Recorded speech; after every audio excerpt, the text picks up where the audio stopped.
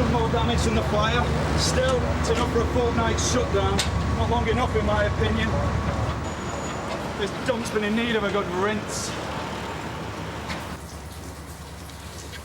All right? Yeah.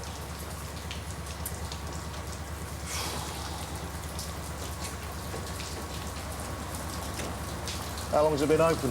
Apparently about 4 years. If you're interested, the club itself's through the back here. Yeah. A big-seat video cinema with about half a dozen viewing rooms for private use. They've all got their own VCRs. Oh, very cosy. Yeah, right. Unfortunately, the fire didn't get them. Ooh. Hold it. You all right? Yep. Fire started up in the reception, which is just through here. Complete write-off. The door leads into the alleyway there, and there's an office down in the basement just here.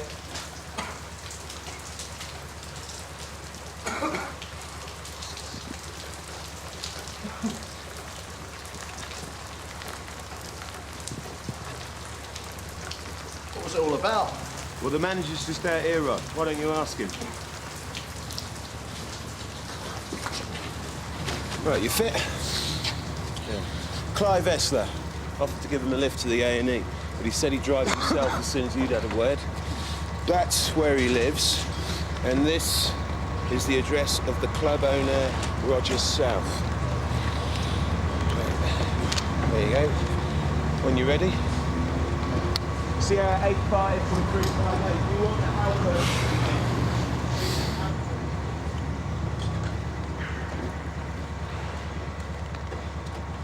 Hello. I'm DC Skase, Sunhill. I won't shake hands. I was just wondering if when the skin molts I'm gonna lose the tattoo. So, you run this club for Roger South, yeah? Oh, I managed to supervise the daughter. I take it Mr. South's not around. Nah, been away the weekend, back tomorrow. He's gonna be Mr. Pretty pissed off, isn't he? Does he have a mobile? The number's down in the office. When we get it? No, it's all right. You stay put.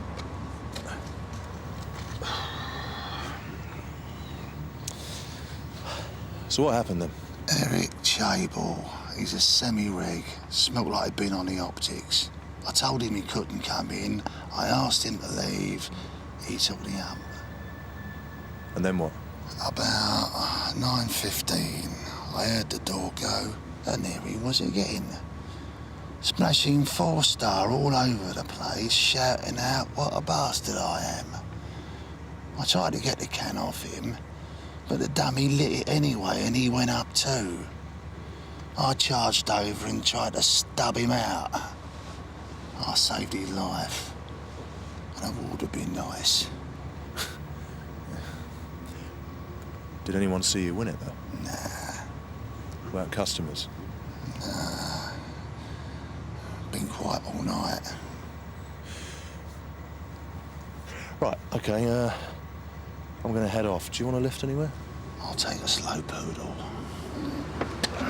The pain won't kick in for a few hours. Do you think you could get yourself down to the Nick in the morning? About 11 o'clock? For the award ceremony? No, statement. What was that then? Signed.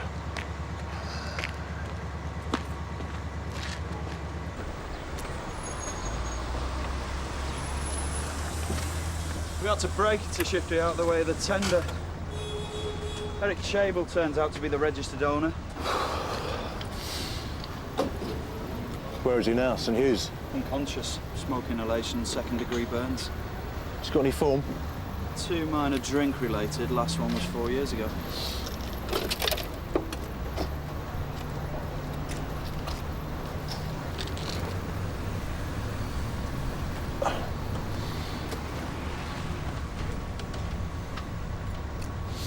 Ten to 1, it's not Wallace and Gromit.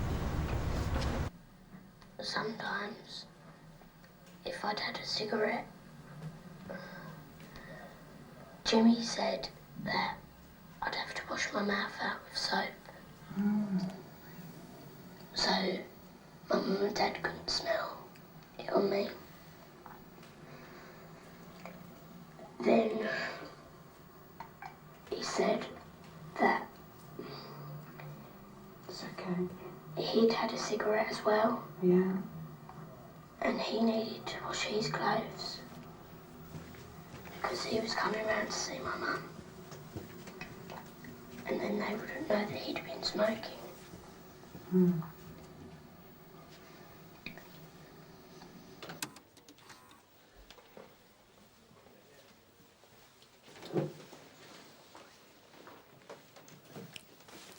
The girl's name is Gail Werrell, and the interview is part of a 91 Child Protection Team investigation. The tape helped put away James Huey, her godfather. Godfather? Yeah, apparently he'd been grooming her to perform since the christening. And her father was brought in for nearly kicking him half to death. Must have been wearing the wrong type of shoes. So this cassette was found in the car, not on the premises. So somebody, possibly... Eric Chable. ...has been running off copies, one of which was found outside the Sex Cinema Club. Well, we haven't found any other copies, and we're not sure yet if the master's missing. Access to this cassette is pretty limited. Yeah. Well, the Child Protection Team aren't going to be too pleased. It runs right past their front door. And neither will Brownlow if the press get hold of it. Well, the CPT is the direct source for that tape. No idea what Chable was doing with it. Well, of course, there could be some perfectly innocent explanation. Well, we've got to get a line to Chable before we put the wind up anybody else. So, Eric, how you feeling? The man's looks have gone for a couple of months. Mouth's okay. You attempted to burn down Roger South's club yesterday evening. I want them done. For this. Because they're both filthy bastards. Who are? Roger South and Clive Slut. Go on. I saw two nonces watching one of your tapes at South's club. Gail's on it. 6 years younger, about 12 years old. I realised the Met's into a few burnies, but passing this stuff on. What? Someone at your firm's obviously at it. Otherwise, how did the club get hold of it? You recognise the girl on the cassette? You did find it then. She's living with me. Gail Werrell. She's supposed to be getting married in a month. Congratulations. Esler said you were a regular. An irregular. Gail knew about this, did she? She doesn't need to either. I know the form, love. One word of this to her, the coach's statement's out the window. Excuse me.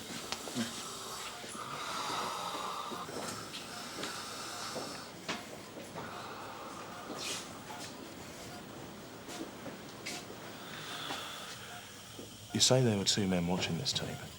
Never seen him before. Foreign. They invited me in. Probably thought I was part of the Tufty Club. I ripped Gail out the VCR and tore her out of the club with it.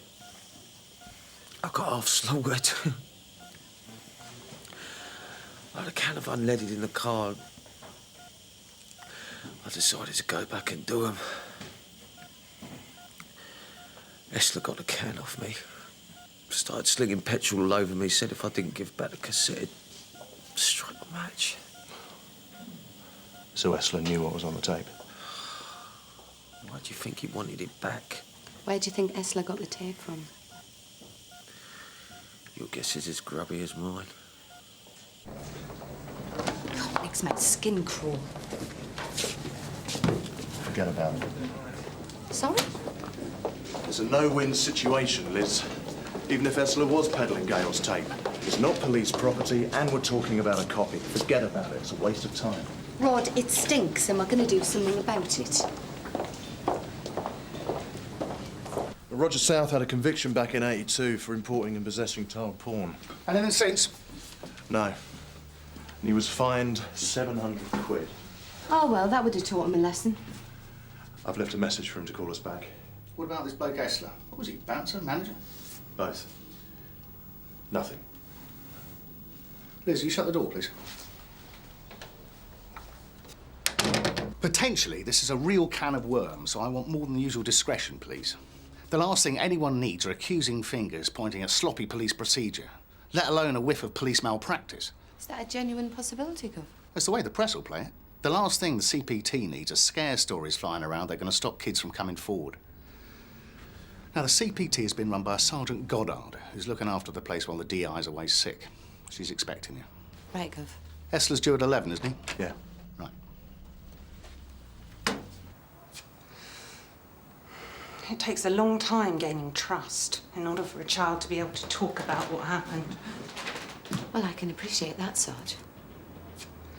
Can you imagine having to tell them that the evidence they gave is being used to gratify the very people it was given to convict?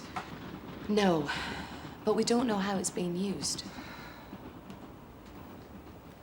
Fortunately, there's no reason to tell Gail anything. The inquiry doesn't concern her. And I hope you haven't been implying that the copy of that cassette came out of this department. Well, no, but we do need to find out which agencies... Perhaps you need to be reassured.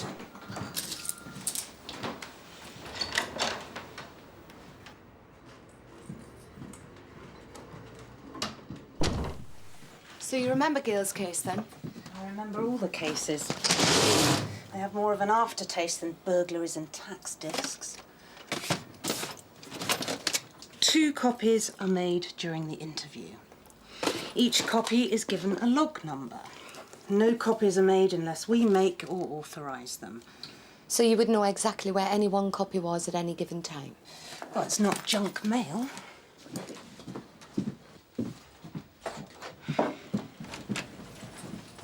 What happens when a copy leaves the office? It's signed out. And whoever receives the cassette signs an undertaking agreeing to keep it under lock and key? And to return it at the end of its use. But it's just an undertaking, a guideline, not a legal requirement. Why is that? Ask the Home Office. So what happens when, say, the CPS have finished with the cassette? We're notified and we collect in person.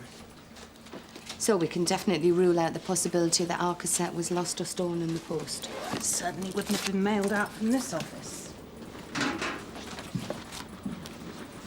Are there spot checks verifying that the guidelines are being complied with? They're signed for by responsible agencies. I appreciate that. But the fact is, an unauthorised copy has been found. I'm aware of that. And somewhere along the line, it was made from a cassette that left this office. Copies of Gail's cassette were sent to the CPS, Social Services, and James Huey's solicitor. They were all returned at the end of the trial, 6 years ago.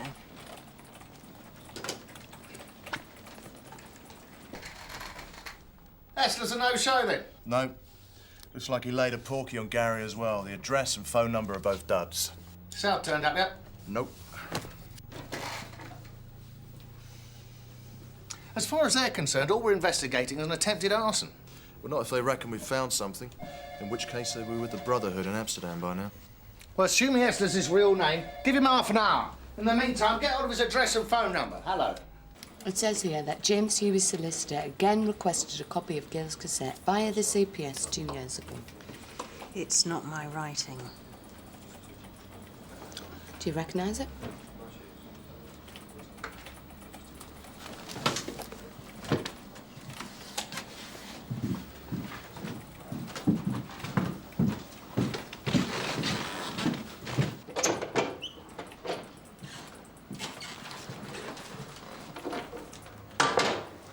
It's D.I. Nash's writing.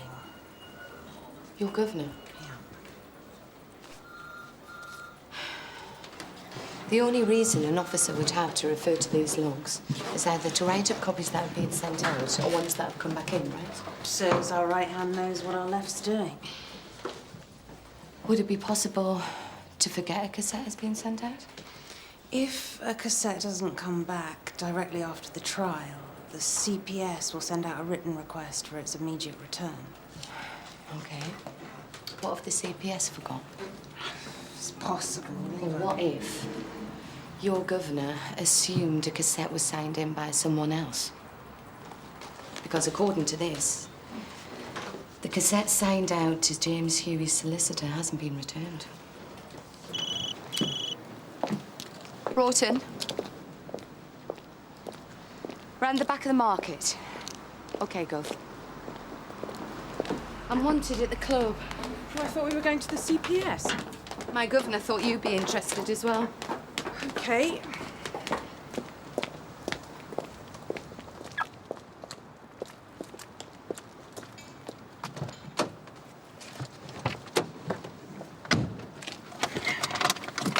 I'm assuming you don't. No, Sarge.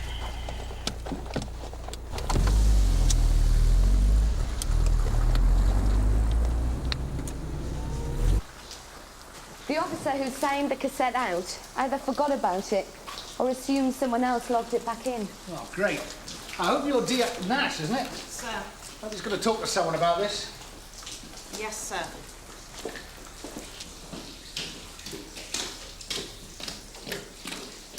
Why didn't the CPS blow the whistle? We hope to find out. I thought you wanted to see it in situ. Thanks, Scott.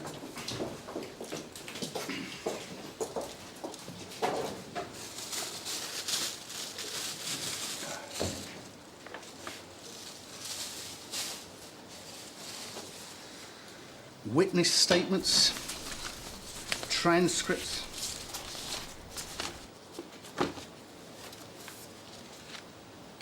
Forensic reports. Oh, these are photos of Gail Werrell. Medical photographs. Not originals, they're all like photocopies of photocopies. They're all court exhibits. We also found this in another carrier by the computer. There's some good prints on it. How long before you can do a search?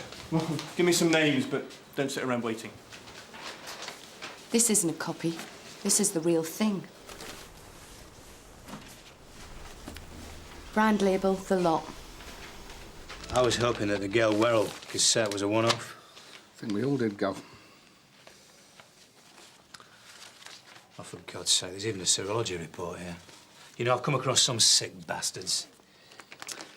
This is the evidence of Adrian Allenby against his stepbrother, Chris. Adrian's aged 8. He's still to go to court. Sub judice. So if they've made copies of this and we don't get them all, it could prejudice the case to the point where it's chucked out of court. Is there any connection between the cassette that Rod found and this stuff? Well, apart from the obvious one, that someone's getting their thrills from it, no. It's a bit specialist to hang a business on. See, maybe that's where the thrill is. Innocence talking. If all this stuff was found in South's office, he must have known something about it. South's not turned up yet. And we haven't got an address for Essler either. Well, if it's a CPT original, at least there's a theft charge in there somewhere. I can confirm that a letter requesting the return of Gail Werrell. Miss Werrell's cassette was issued to John Lavelock, Huey's solicitor, in July '96.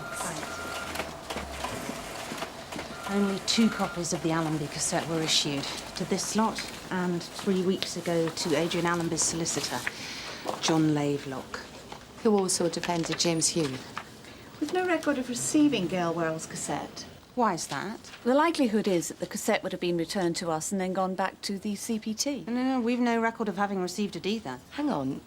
You've got no record of the cassette coming back, yet you're sure it must have been returned to the CPT? It says here that we wrote a first letter to John Lavelock. There was no second letter sent, which implies there was no need. I'm assuming the first one did the trick. Assuming. Couldn't you simply have forgotten to follow it up? Not personally.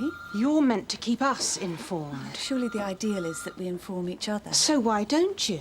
I believe your department has records of these cassettes as well. I'm positive that if we'd received it here, it would have gone back to your office directly. But why isn't it entered in the log? I agree. An entry should have been made. Isn't that the point of having them? I can only apologise. Sometimes mistakes are made. All departments make them. Bearing that in mind, perhaps you could check your log. See what it says regarding Adrian Allenby.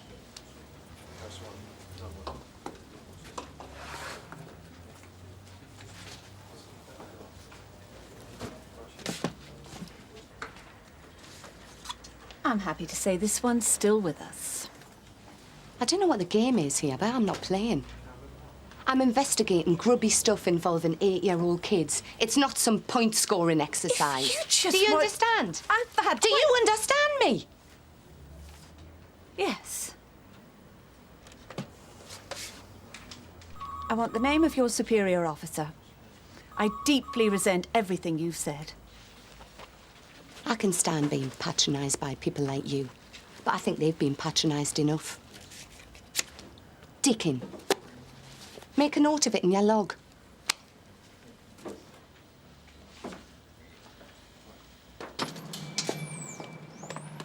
Liz! Liz! Don't ever try and belittle me in front of a cow like that again. I'm not interested in who wins the most efficient department of the year award. And I don't need a referee. We were getting nowhere. Where'd you get off having your 10-second attack at Joan of Arc? That's unfair. You've seen a cassette and some photos. It's affecting. I sat with Gail for hours at a stretch. I had to look into her eyes while she was telling me what Huey did to her.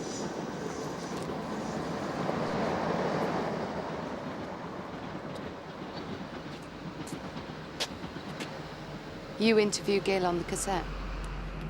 She probably still thinks of me as her big sister. Gail was the first child I interviewed. So tomorrow or the next day, while you're sorting out a brake light, just remember I'm still here wading through this stuff.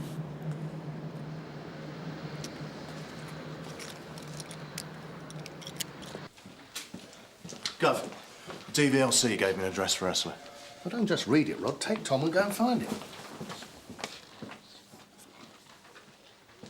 If I can get you both sorted out quickly, it'll leave me about 30 seconds for a crunchy. 4 years after James Huey's trial, you requested a copy of Gail Werrell's cassette from the CPS. Of course, yes. How is she? She had a very bad time here. As far as we know, fine. Could you tell us what happened to the cassette? Actually, I received one. I asked the CPS for a copy of the interview transcript. They sent both. Huey had called me and said he was considering an appeal. From prison?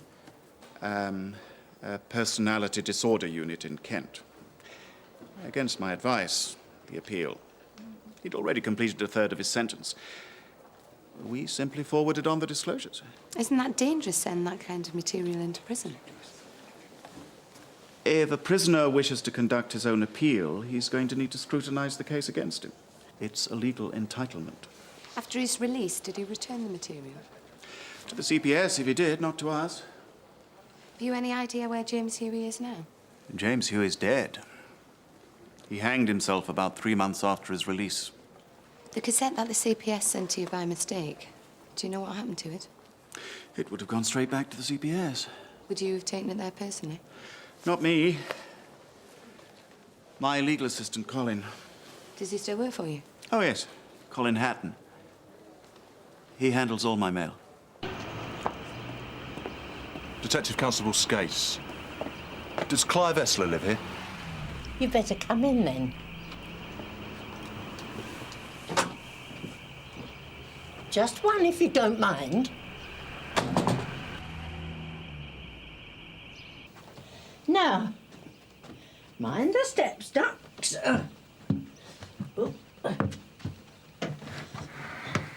Don't you have your torch?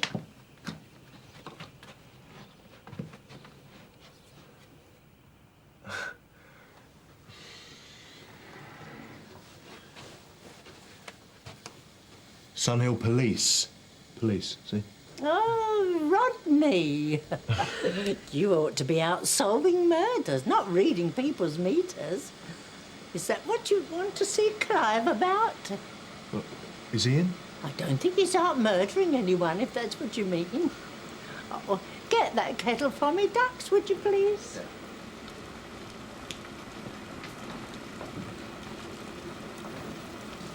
So does he live here? He hasn't lived here for 4 or 5 years. Not since his dad died. Throat cancer.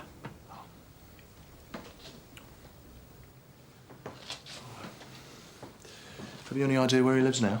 Why do you want to see Clive? Oh, we just thought that he might live here, that's all. Oh, well, You'll have to ask him about that. I suppose you got a phone number for him, have you? I can't afford a phone, let alone a number.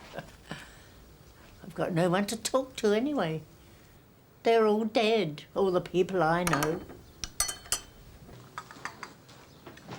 Oh, you're a good boy, Rod.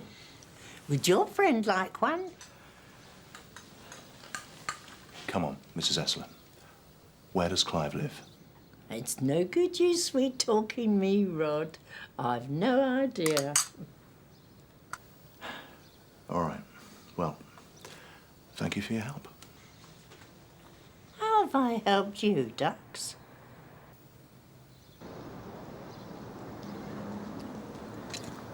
I gave her the works. She still wouldn't crack. Esler's a bouncer, right? So? Town hall's just down the road. Yeah, so? Well, if he's legit, he'd have registered with the council. He might have supplied an address. Come on.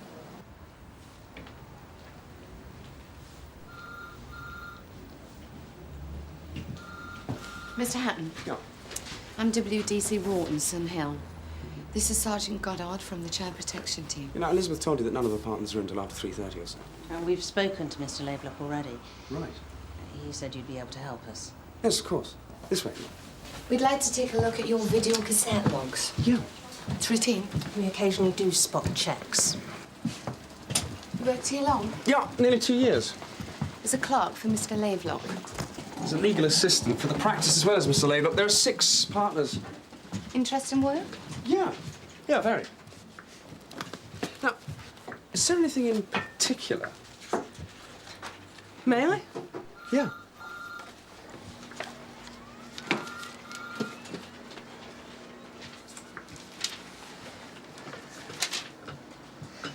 A copy of a video cassette containing the evidence of Gail Werrell was received by you from the CPS in March of last year. Yeah. The log says it was returned a week later. Mm-hmm. Did you return it yourself? Well, the cassette was given to Mr. Lavelock in error. And you returned it? Yeah. The CPS have no record of the cassette having been returned. Ah, well, the CPS aren't the most organised government agency. I mean, perhaps someone there lost it, but I'm sure that wouldn't surprise you. CPS losing something. They sent a letter to Mr. Lavelock requesting its return the July after the cassette was issued. Well, that would have been, what, 4 months after I returned it? Well, I mean, that doesn't surprise me either. Do you remember receiving the letter? No, I don't personally. Well, perhaps Elizabeth or Mr. Lavelock dealt with it himself. If it's no problem, we'd like to see where the cassettes are kept. Oh, no problem. This way.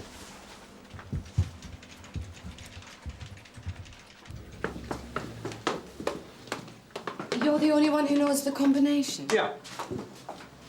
You received a copy of the Adrian Allenby cassette 3 weeks ago. The Adrian Allenby cassette? Yes, could you show it to us?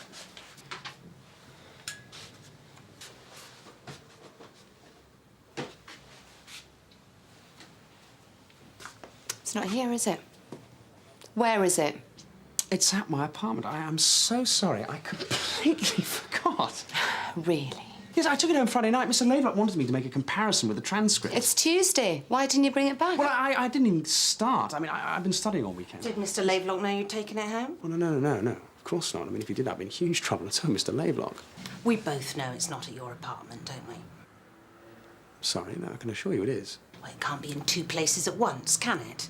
What are you talking about? We found the cassette, which was issued to this office in a sex cinema club. Oh, for God's sakes. What, and you think that... I think you better get your coat. Bingo. Granville Mansion, Sun Hills, Bel Air. It's a block of flats with a communal garden that someone mows once a month, Tom. That's what I mean, they got a mower.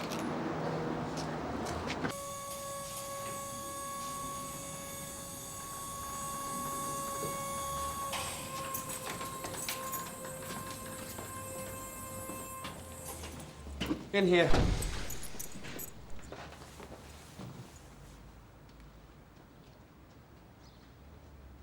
What are these? They're all indexed. Read the labels. My own copies.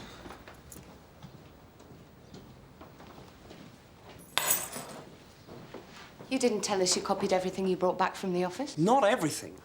If it's a case I'm interested in, I told you I'm hoping to become a solicitor. Now, I realise it was an indiscretion to have brought this material home, but as far as I'm aware, I haven't committed a criminal offence. You have been studying, haven't you? You seem to have made your mind up about me since you first saw me. Now, if I'd told you about this back at the office, you'd have brought me in a Black Mariah. What makes you think you won't go back in one? Because it's all explainable. Back at the station. Look, everything I bring here is strictly for my use. Nobody else sees it. I mean, wills, probate, land registry, conveyancing. There's obviously massive black market in this stuff. The CPS's copy of the Adrian Allenby cassette. What the did I tell you? I mean, are you satisfied? We're far from satisfied. Right box, wrong cassette. This wasn't issued by us. Well, the cassette I collected from the CPS had a CPT Met property sticker on it. No, I didn't make that copy. Look, I didn't make it. Yeah? Well, who did? It's not in hiding, then? Hello? Clive Essler? Yeah? There's Sunhill Police. Oh, thank God.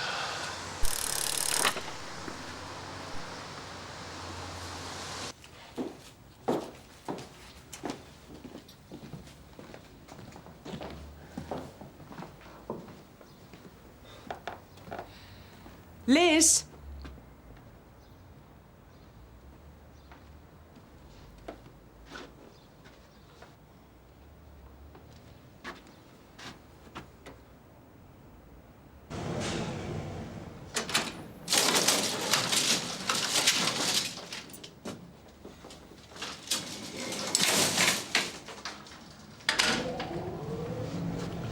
Mr. Essler? You'll have to push it in, lads. I can't get a grip.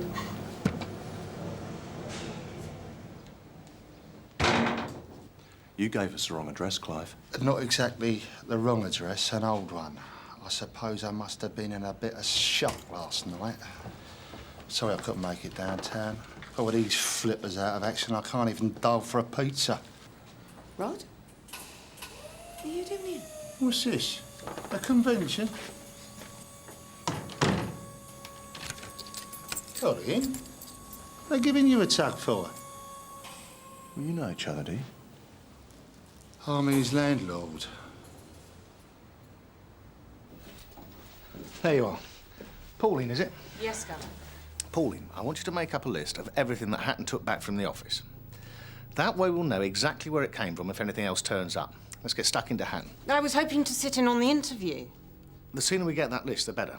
Rod, will you take Sergeant Goddard to the viewing room, please? This way. It definitely isn't the cassette I brought back to my apartment.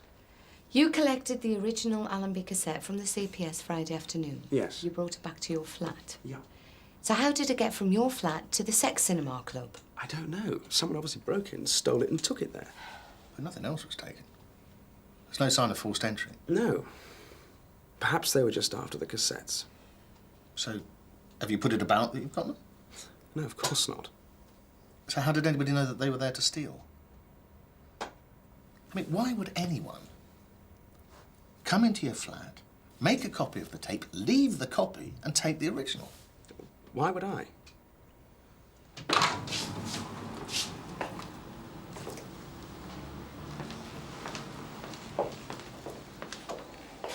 Hello? There was a fire at my club last night. A detective, Place, left a message asking me to contact him. Right. And you are? Mr. Roger South. And this is my solicitor, Mr. Morris Petro. Good afternoon. I've spoken with my manager, Mr. Essler, about what happened last night.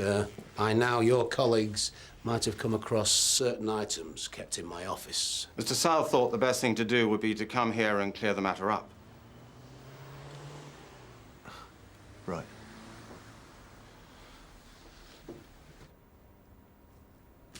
The copy of Gail Werrell's cassette the CPS sent you by mistake. You definitely took it back. No. I mailed it back. Before you mailed it back, You made a copy and you kept it in your flat. Has anyone else got keys to your flat? Essler's something to do with this. Can you remember the last time he was in your flat? Yeah, about 3 months ago, shortly after I moved in. Not since. That I know of. He came to give me a video recorder, said he was upgrading to a new one. He came across and set it all up. Did you talk to him about the sort of cases you were studying? Well, no, I just rented the apartment, just hellos, etc. But presumably, he must have interviewed you when you applied for the apartment. Yeah, sure. He knew I worked for a solicitor's. You see, the only time I was away from the apartment over that weekend was on Saturday afternoon. Now, I went to a football match. I left at half-time. That's the only opportunity anyone would have had to have come in and made a copy. Jeez. If Essler has been copying material left at Hatton's flat, the chances are there's more stuff than we've found. So get hold of Tom, go over to Essler's place and give it the once-over. Where's South? Interview room 4. Right.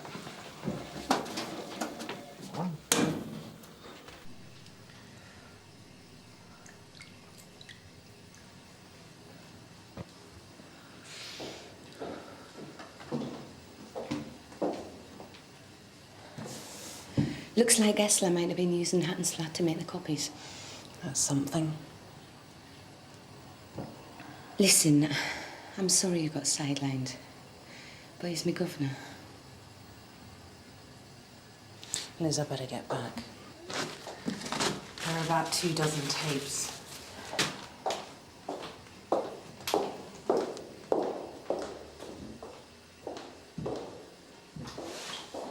My manager, Clive Essler, was lying when he spoke to you last night. But I wanted to make sure you got it from me as well. I don't want you getting the wrong idea. About what? My client has one previous 1982 conviction for the possession of indecent material. The man who started the fire, he came to the club asking to see Clive. He asked him if he might be interested in buying certain items. Does that happen often? Some people think we trade in anything. Last month I had someone wanting to sell me some tinned Scandinavian herring. She said it was an aphrodisiac. So what was it this man was selling that Essler wasn't interested in? A video cassette. He said it was one of yours. Copy of a police interview. And some other things, papers, statements. You see, Clive tried to string him along. He said he might be interested in buying it, but he needs to have a look at it first. But it was going to shop him to you lot. So why didn't he? That's when the fight started. Well, Clive will have to give you the nuts and bolts of it. Do you have any idea why Clive didn't mention this yesterday? I think... I know. He was looking out for me. Well, with my conviction, he didn't want you coming to conclusions any more than I do. Is that it? Well, yeah. So you're telling me that you've never seen this video cassette or the papers that were in your office before? No. Honestly. And the first you knew about them was when Essler called you this morning? That's right. So how do you explain the other cassette we found in your office this morning? What? Other cassette? Please, Roger. Shh. Roger and I, we really need a cup of tea. It's a bit flash in it for a bouncer. Daddy ran 4 chippies. I want to serve stale portions of it, like my old man wanted chemotherapy. I had no mercy in flogging them. Well, dead, is he? I hope so. They buried him 5 years ago. I wonder sometimes why I didn't clear off out of Spain. Sun, hell. It isn't sunny. It isn't even on a hill. If South's telling the truth, what does that give us? Essler is a one-man band. Using the contacts he's made at the club, he's set up a child porn operation behind South's back, either for friends or profit. Hello? What, nothing? Yes, Gov, right away. OK. Yeah, that's fine. Right then. It's It's the same brand as the Allenby copy. The world's full of them. Deacon wants us to get him back and put him on the hot plate. Hello?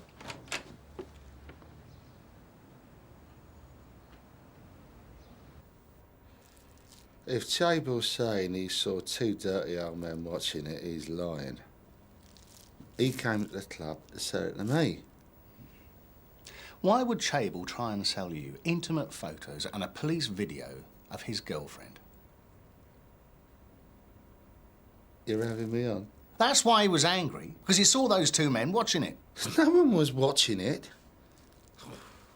He's obviously a pervert. Perhaps he got it off her. Oh, that's really likely, isn't it? Why should she hang on to something that would remind her of when she was sexually abused? Well, maybe she's a pervert too. Look, you know as well as I do that Chable didn't try and sell you that cassette, and he didn't get it from her. All I know is he wanted me to buy it. I'm now showing Mr. Essler Exhibit CD2, a video cassette taken from the club this morning. Well? Oh, no. Chable hasn't tried to flog this off as well, has he? That's what you've been doing. Sav said that's exactly what you try and do. I know nothing about it at all. Sal said that as well. Well, there you go.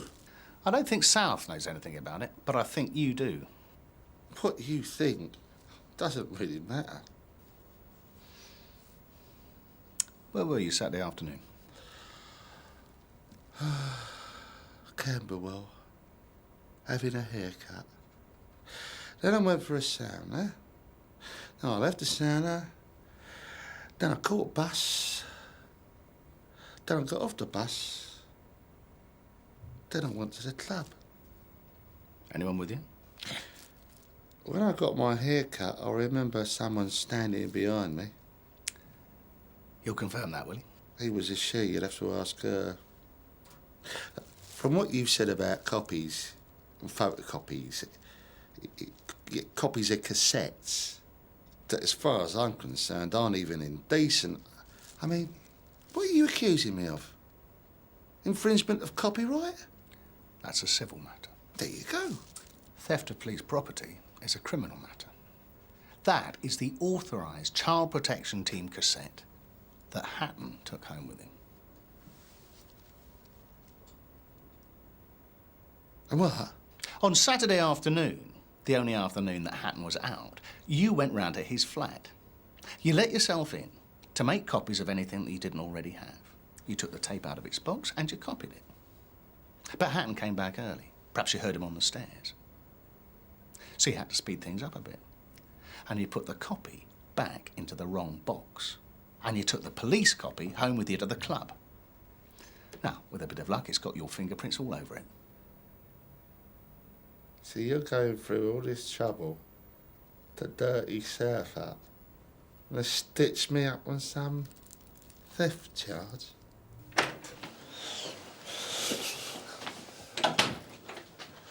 Walk-in theft.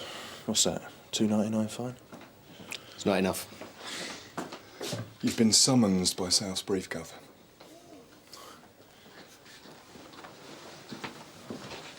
We started smoking, and then we got drunk, and he hit me suddenly. I tried to get away, and he kept hitting me. He put something in my mouth. How's it going? Undressed me. Thank God no one has to tell these kids anything. It's not only children on these tapes, it's rape victims as well. I feel like a supplier. The DCI's just told me that the CPS are going ahead with Allenby's trial, despite the missing cassette. Good. If you want to hang around, I'll give you a lift back.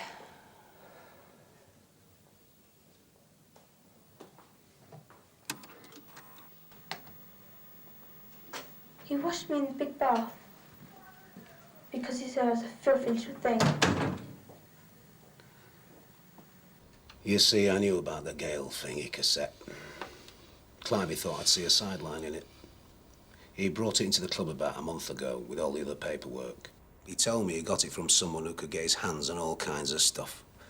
I told him when he first brought it in to take the horrible stuff away. He said he had. When I phoned him last night, he told me it was still in the office. And you thought there was a good chance we'd find it? So you lied to us and went along with Esler's story? Well, I mean, we both had a pretty good idea how you lot had add up 2 and 2 if you found the cassette. Well, it's only natural, I suppose. But that was 16 years ago. What about the other cassette? He didn't tell me anything about it. And he was obviously hoping you wouldn't find that either. Of course, if he had told me about it, I'd have known he was having it away behind my back. Did Esler tell you how the fire started? Chable was pissed, but, excuse my French, and tried to torch the place. Chable told us that Esler deliberately set fire to him and said that if he told us about the cassette, he'd kill him. Oh, my God. I don't want a disorderly house number on the club because of that. Will it be closed down? We'll do our best. Thank you, Mr. Deacon. He means to close it down, Roger. If Esler's handing out tapes behind South's back, I don't think he'd risk running them off at the club. And his flat's as clean as a whistle. So, if he's not doing it there, where's he doing it? Gov, there was one thing that bothered me about Esler's flat. We found the blank cassettes and he had a TV, but there was no VCR. He said he bought a new one. So where is it? Mrs. Esler? Oh, you found him then? Hello, Clivey.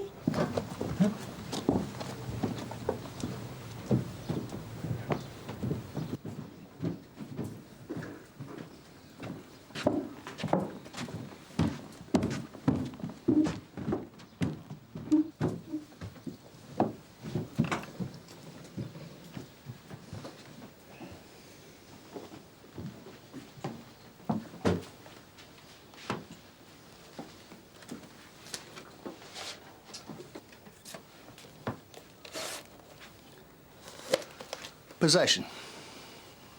Gov. Look at this. South Sex Club. Club membership records. Some highlighted. Mailing list. Distribution.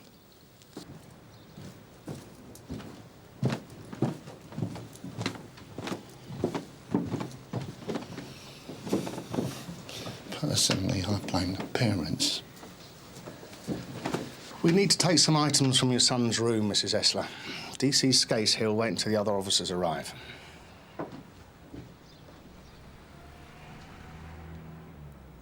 We used to be such a close family. And what about South? Well, my governor will probably hand it all over to the CPS. Let them scratch their heads over any charges. Assuming they don't lose it. Gov? Gail Werrell's at the front desk. What she want? She wants to know why we're visiting her boyfriend. Chable's keeping quiet. She wants to know what's going on. So, someone's going to have to tell her. Thanks, Gov.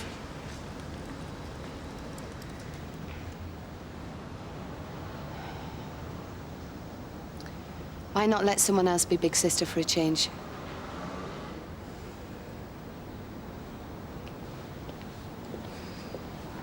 Liz? Thanks. I'll see you later.